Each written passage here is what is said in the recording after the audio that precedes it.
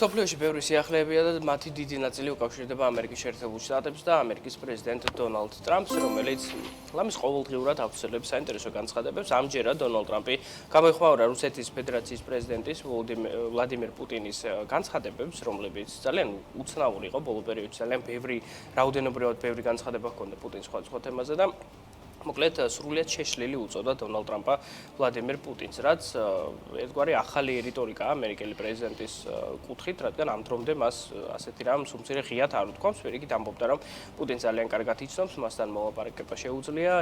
ის რომ ყოფილიყო პრეზიდენტი და არა ბაიდენი ომი არ დაიწყებოდა და ასე შემდეგ. ბევრნაირად და ბევრ კონტექსტში მოგვისმენია ეს ყველაფერი, მაგრამ ახლა ამბობს ასეთ რამეს, რომ მას ყოველთვის კარგი ურთიერთობა ჰქონდა ვლადიმერ პუტინთან, თუმცა მას რაღაც დაემართა, ის სრულიად შეიშალა, უაზროდ კლავს უამრავ ადამიანს და მე მხოლოდ ჯარისკაცებზე არ ვსაუბრობ, სრულად უმიზეზოდ უკრაინელ ქალაქებს რაკეტებს ესვრისო. ეს არის ფაქტობრივად ციტატა იმისა, რაც თქვა დონალდ ტრამპმა და ყველაფერი ეს უკავშირდება რუსეთ-უკრაინის ომს, რომელიც მიუხედავად იმისა, რომ გარკვეული მცდელობები იყო ორივე და სამივე მხარეს მოლაპარაკებების თაობაზე, საბოლოო ჯამში არ დასრულდა, არც 30 დღიანი ცეცხლის შეწყვეტის შეთანხმება შედგა, არაფერი არ შეცვლილა დიდწილად მას შემდეგ, რაც ტრამპი გამოჩნდა, გარდა იმისა, რომ უკრაინამ და ამერიკამ მოაწერეს მინერალების შეთანხმება, მაგრამ თუმცა არ დასრულდა, ალბათ ესეც გაურკვეველია, როგორ იმოქმედებს და მთლიან კონტექსტში როგორ ჩაჯდება. პოსტის ბოლოს პრეზიდენტმა აგრეთვე გაკრიტიკა ვოლოდიმირ ზელენსკი, მაგრამ სხვა კონტექსტში. მან თქვა, რომ მოკლედ ზელენსკი ძალიან ბევრს ლაპარაკობს, ყოველდღე გამოდის რაღაცებს ამბობსო, მაგრამ ეს რასაც პრეზიდენტი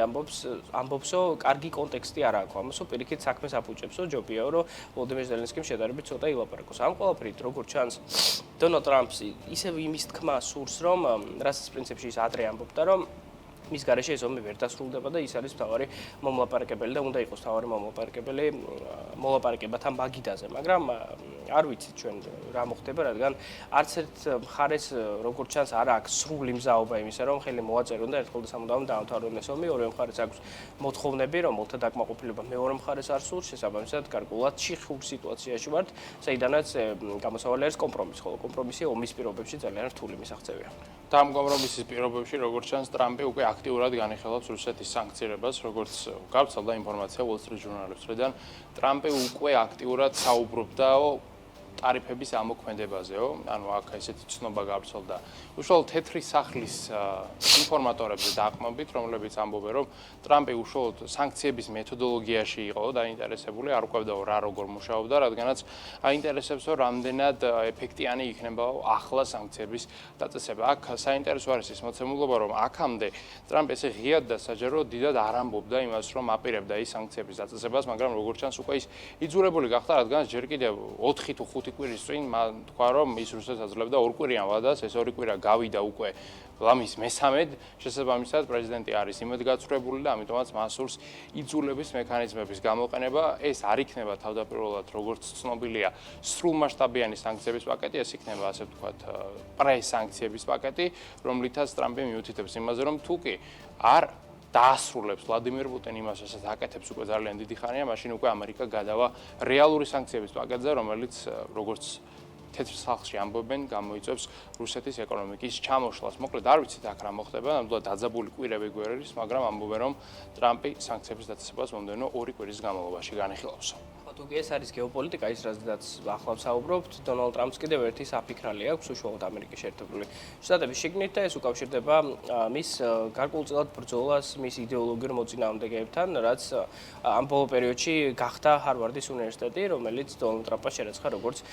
დემოკრატების აღმზრდელი და იქ ძალიან ანტისემიტური განწყობების და ჩინეთის კომუნისტური პარტიის მხარდამჭერების შეკრების ადგილი ბოლო პერიოდში. ასე თქვა ჰარვარდთან დაკავშირებით და მოკლედ როგორც ჩანს ჰარვარდს ის რამდენიმე მილიარდიანი დაფინანსება შეუჩერეს, მაგრამ არ ჩერდება აქ დონალდ ტრამპი და მთლიანად განათლების სისტემის წინააღმდეგ გაილაშქრა, რადგან ტრამპის ადმინისტრაცია სტუდენტური ვიზების გასაუბრებებს აჩერებს. ეს ნიშნავს იმას, რომ ეს შეზღუდვა აგრეთვე ქართულ სტუდენტებსაც შეეხებათ, რომლებიც ამერიკის საელჩოში აქ თბილისში აპირებდნენ სტუდენტური ვიზის აღებას, მაგრამ ამ დრომდე ვერ მოხდნენ გასაუბრებაზე, რათა ეს პროცესი გაეგოთ. სტუდენტური ვიზის აღება ძალიან რთული პროცესია, გრძელვადიანი პროცესია, გასაუბრება არის ძალიან ბევრი საბუთის შეგროვება საჭირო და ამიტომაც თან სექტემბერი ახლოვდება უკვე მალე სწორედ ახლა არის აქტიური სეზონი ვიზების აღების, მაგრამ როგორც ჩანს, პრობლემები შეექნება უცხოელ სტუდენტებს და ამას აკეთებს ალბათ დონალდ ტრამპი იმისთვის, რომ მოელაპარაკოს დაწესებულებებს, რადგან უცხოელი სტუდენტები ამერიკაშიც, ცხადია საქართველოში, მაგრამ ამერიკაში და ნებისმიერ ქვეყანაში, განვითარებულ ქვეყანაში მეტნაკლებად ძალიან მნიშვნელოვანი შემოსავლის წყარო უნივერსიტეტებისთვის, დაახლოებით მე-13 ან მეოთხედი მე-13 სტუდენტებისა მოდის წამყვან უნივერსიტეტებში, სწორედ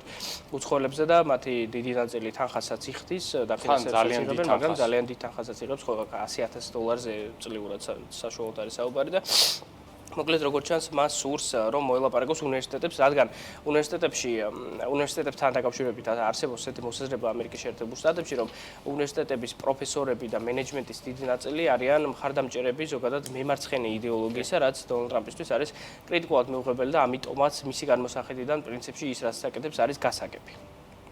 ხო, კიდევ ერთ საკითხს უნდა ვისაუბროთ, რაც უკავშირდება ახლა უკვე ტრამპის დაპირისპირებას ილონ მასკთან. ჩვენ ამის შესახებ ცნობები არაერთხელ მივიღეთ უკვე სხვადასხვა წყაროების მხრიდან და როგორც ჩანს ეს ყველაფერი დასტურდება, რადგანაც უკვე მასკი საჯაროდ აცხადებს, რომ მის ტრამპს უპირისპირდება გარკვეულ საკითხებში და ერთ-ერთი მთავარი საკითხი არის დიდი და ლამაზი კანონპროექტი ხარჯვის პროექტთან დაკავშირებით. ეს არის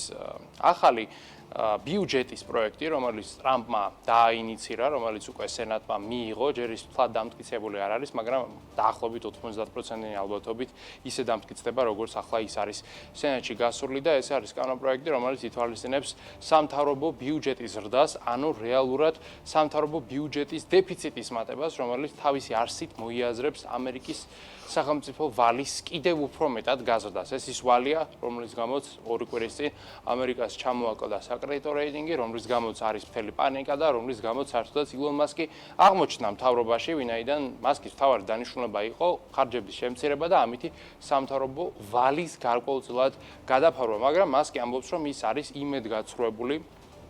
მოტყუებული და ერთგვარად ღალატშიც კი ადანაშაულებს ის ტრამპს და ამბობს, რომ მისი დეპარტამენტის, ანუ დოუჟის საქმიანობა სრულად არის წყალში ჩაყრილი, რადგანაც რა მნიშვნელობა აქვს, რა თანხა დაიზოგა აქეთ, თუ იქით სამთავრობო ხარჯები გაიზრდება ლამის 5-ჯერ მეტად, ვიდრე აქეთ დანაზოგი იყო. საერთო ჯამში, როგორც ვიცით ჩვენ, დოუჟმა სახელმწიფო დეპარტამენტს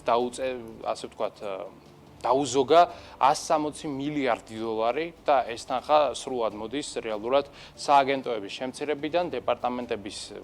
შეკვეციდან და ასევე 300,000 ადამიანის სახლში გაშვებიდან. ანუ აქედან არის ეს თანხა დაზოგილი. ახლა კი ტრამპი ითხოვს თანხის გაზრდას სხვადასხვა მიმართულებით. მთავარი მიმართულება ეს არის თავდაცვა, რომლისთვისაც ამერიკა გეგმავს მომავალი წლისათვის $1 ტრილიონი გამოყოფას, რაც იქნება რეკორდული მაჩვენებელი, ასე დიდი თანხა ამერიკას არასდროს არ ექნება დახარჯული თავდაცვაზე, ასევე სხვა პრიორიტეტული მიმართულებები არის გაწერილი და როგორც ჩანს ტრამპმა მოიფიქრა, მიიღო ახალი კანონპროექტი, რომელიც საერთოდაც შეუსაბამო არის მასკის იდეოლოგიასთან, ეს კი მოგეხსენებათ მასკს არ მოსწონს, რადგანაც ამ ადამიანმა რეალურად ძალიან დიდი პოლიტიკური და სოციალური და მათ შორის ეკონომიკური საფასური გადაიხადა იმაში, რომ თავის დროზე დოუჟი დაეფუძნებინა და შემდეგ დოუჟის დახმარებით ეს 300,000 ადამიანი გაეშვა სახლში. ამის ფონზე მისი კომპანიის Tesla-ს აქციების შეფასება დაეცა 55%-ით, მის განთავისუფლებასაც კი ითხოვდა დირექტორთა საბჭო და საერთო ჯამში მას კი იყო ძალიან უხერხულ და ცუდ მდგომარეობაში, რომელშიც ის ახლაც რჩება, რადგანაც დემოკრატი,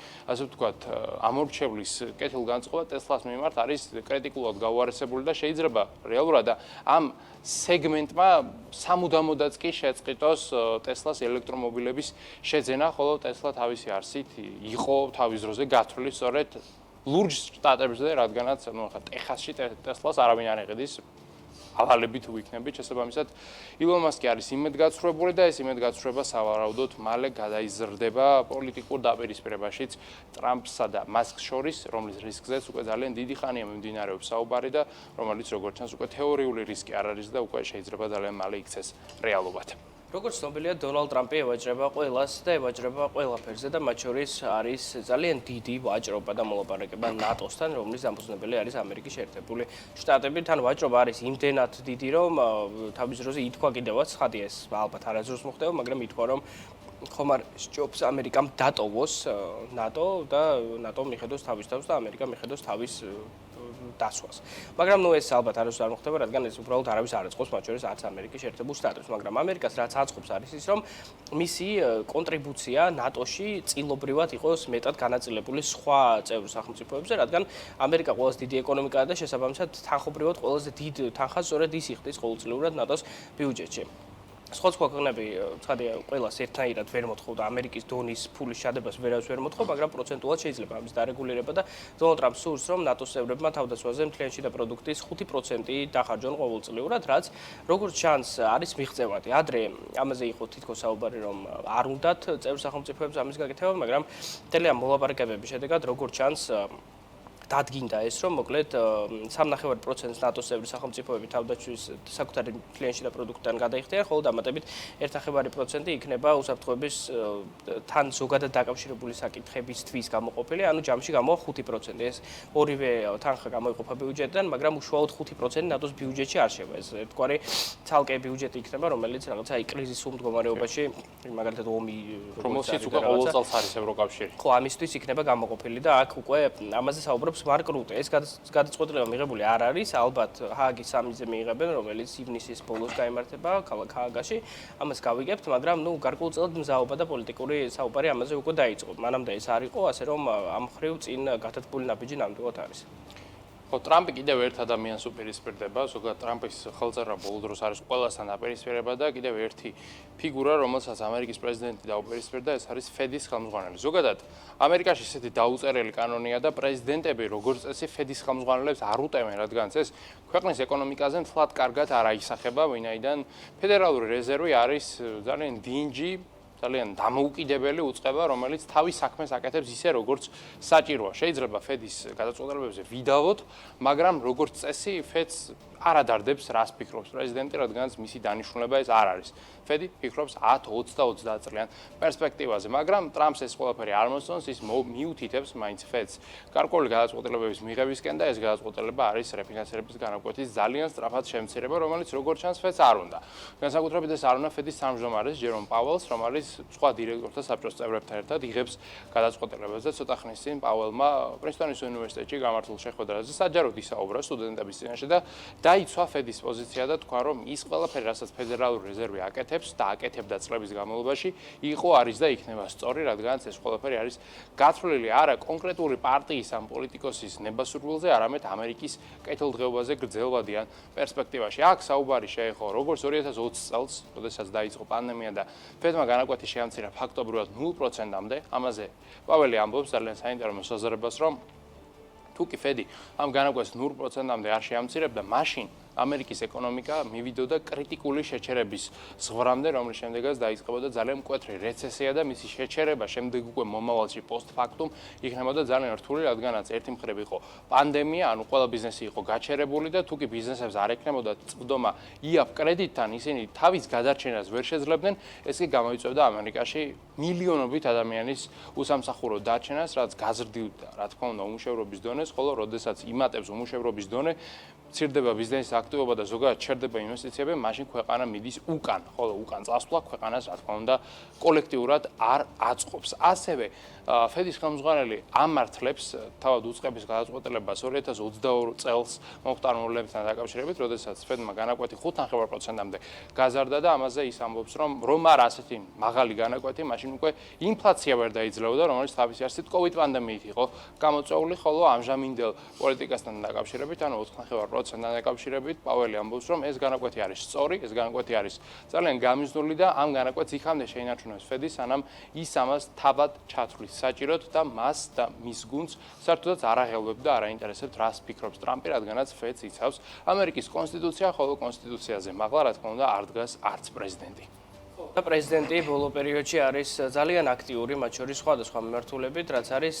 სხვადასხვა კომპანიებისთვის, ამერიკული კომპანიებისთვის იმის დაძალება, რომ მათ გადმოიტანონ წარმოება ამერიკის შეერთებულ შტატებში, რაც ცხადია ტექნიკურ დონეზე არის ძალიან რთული, რადგან ეს ძალიან დიდ ფულთან არის დაკავშირებული, მაგრამ ფულს რომ თავი დავანებოთ, უბრალოდ ამერიკაში არ არის ხალხი, რომელმაც იცის ამ ყველაფრის გაკეთება. მარტივად რომ ვთქვათ, Apple-მა რომ გადმოიტანოს მთელი წარმოება iPhone-ების ამერიკის შეერთებულ შტატებში, იმდენ ადამიანს ვერ იპოვის ამერიკის შეერთებულ შტატებში, რომ მათ ააწყონ iPhone-ები. რეალურად ყველაზე დიდი უპირატესობა ინდოეთის, ჩინეთისა ამ ქვეყნების სწორედ სპეციალიზაცია არის და არა დაბალი ხარჯები, რადგან დაბალი ხარჯები შეიძლება პირობითად აფრიკულ ქვეყნებში უფრო დაბალი ქონდეს ვიდრე ინდოეთში და ჩინეთში, მაგრამ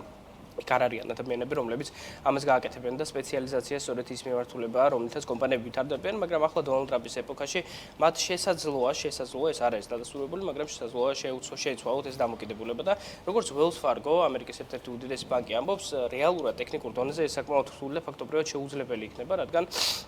წარმოება ვერ აღდგება მიუხედავად ტარიფებისა ამერიკის შეერთებულ შტატებში. ანუ ის კომპანიები, მათ შორის ავტომწარმოებლები, ტექნოლოგიური კომპანიები ამერიკაში უბრალოდ არ დაბრუნდებიან იმის გამო, რომ ტარიფები არის, ისინი გააძვირებენ პროდუქტებს და ასე შეძლებენ და შეეცდებიან გადარჩენას, რადგან ამერიკაში წარმოების ამოქოქვა იმდენად ზვირიჯდება და იმდენად ცოტა თანამშრომელია და იმდენად არაკვალიფიციურები არიან ისინი ამ მიმართულებით, რომ ამის გაკეთება იქნება უბრალოდ შეუძლებელი. ამ მხრივ Wells Fargo ამბობს Nvidia-ზე, ამბობს Apple-ზე, მაგრამ და სხვა კომპანიები იგულისხმებიან, მაგრამ გარკვეულმა კომპანიებმა უკვე დაანონსეს საკუთარი სურვილები ამერიკის შეერთებულ შტატებში ინვესტიციებთან დაკავშირებით, მათ შორის OpenAI იყო იგივე ზემოხსენებული, აგრეთვე Nvidia-სთან პარტნიორობით შეიქმნება დატა ცენტრები, აგრეთვე Oracle არის ერთ-ერთი ასეთი კომპანია. Apple-მაც დაახლოებით ასეთი რამ თქვა, მაგრამ საბოლოო ჯამში ყველაფერს ვნახავთ მომდევნო წლების განმავლობაში. დღეს დაახლოებით 13 მილიონი თანამშრომელი მუშაობს წარმოების მიმართულებით ამერიკის შეერთებულ შტატებში, რაც თითქმის 7 მილიონი ნაკლებია, ვიდრე 1980-იან წლებში, ანუ მას შემდეგ სწორედ 7 მილიონი სამსახური დაკარგეს ამერიკელებმა და ეს ყველაფერი გადავიდა ჩინეთში, ინდოეთში და სხვა მსგავს ქვეყნებში.